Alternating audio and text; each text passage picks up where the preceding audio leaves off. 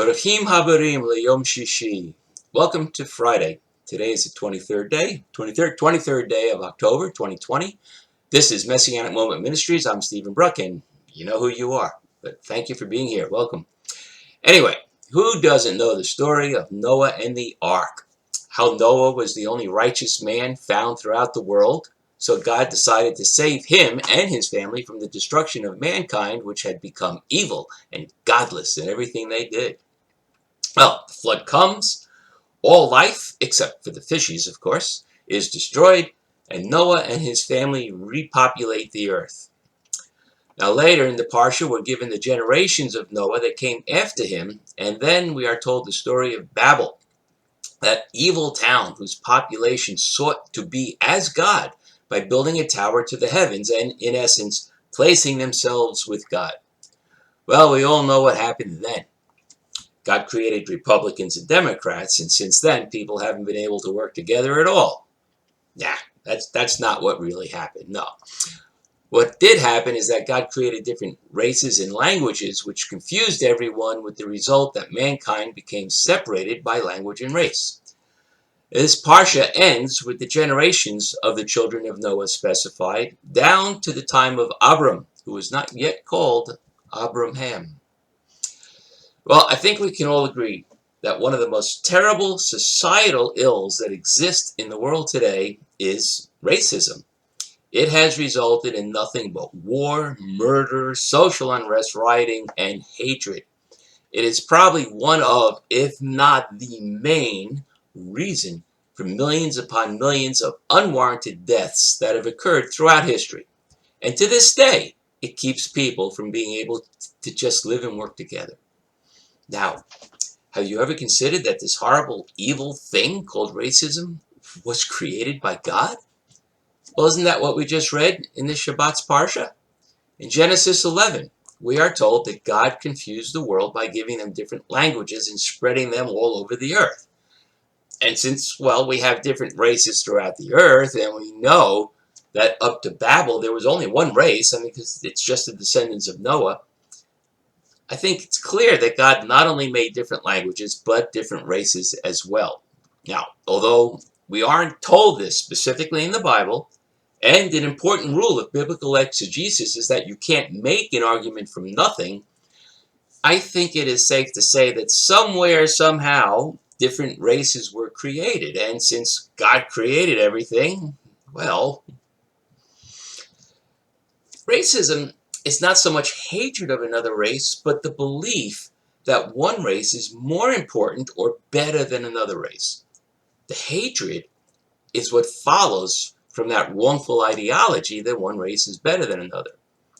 So based on what we read in Genesis 11, since God separated all people into different languages and assumedly races, then God created racism, right? Wrong. God created different languages and races, but mankind created racism, the hatred of anyone who is of a different race or color or language. And since mankind created different religions, racism includes hating those of a different religion as well. God made us different, and at Babel it was to help us not become too powerful before we were ready to be so. I don't believe God wanted us to become separated by race and language forever, but he did it to protect us from further punishment. You see, to try to be as God is blasphemy. So, by creating the confusion that kept us from building the tower, God was actually protecting us from hurting ourselves. In fact, in the long run, creating different races will help to strengthen us as a species. Look at animals. When we crossbreed animals, we create what is called hybrid vigor. Now, if you haven't heard that term and not familiar with it, this is what hybrid vigor is, according to Wikipedia. It's called heterosis, which is also hybrid vigor, the increase in such characteristics as size, growth rate, fertility, and yield of a hybrid organism over those of its parents. plant and animal breeders exploit heterosis by mating two different purebred lines that have certain desirable traits. So by creating different races, well, God gave us the potential for humanity to become a more vigorous and healthy species. Now, you may be thinking that God has specified we shouldn't mix different races. After all, throughout the Tanakh, God condemns the pollution, so to speak, of allowing pagans to marry into Israelites' families and vice versa. Well, in truth, he doesn't specify not allowing what today we call mixed marriages, but he is adamant that religious differences are forbidden in marriage and even in social or government contracts. Do you remember in Numbers 12 when Miriam and Aaron spoke against Moses for marrying a Cushite woman who almost certainly was of African origin? In other words, she was black. God did not agree with them. In fact, he was quite angry that they spoke against Moses at all, and God never even mentioned the fact that Zipporah was black. The only intermixing that God condemns deals with worship. In other words, someone who worships the God of Abraham, Isaac, and Jacob should never marry or be involved with someone who worships a different God. The color of their skin is not important. Neither is their language or their native land. We see this in the Bible, such as Rahab and Ruth, to just name two. And the Torah is clear, more than once, that so long as someone sojourns with the Israelites, which means converts to their lifestyle and form of worship, which for Jews is one and the same thing, well, then they are adopted into the family of God, and they have the same rights and obligations as the Israelites do under the covenants God made with them. Put it all together.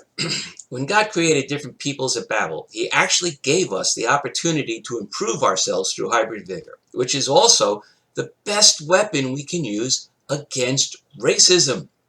Racism gets its strength from ignorance, the ignorance of not knowing the other race.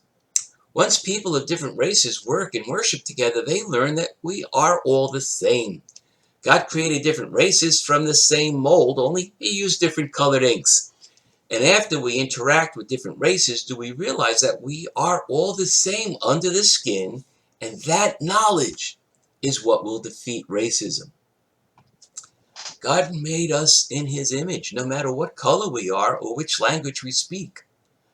And when he confused us at Babel, it was really part of a plan to make us better in the future. It's up to us to make that plan work.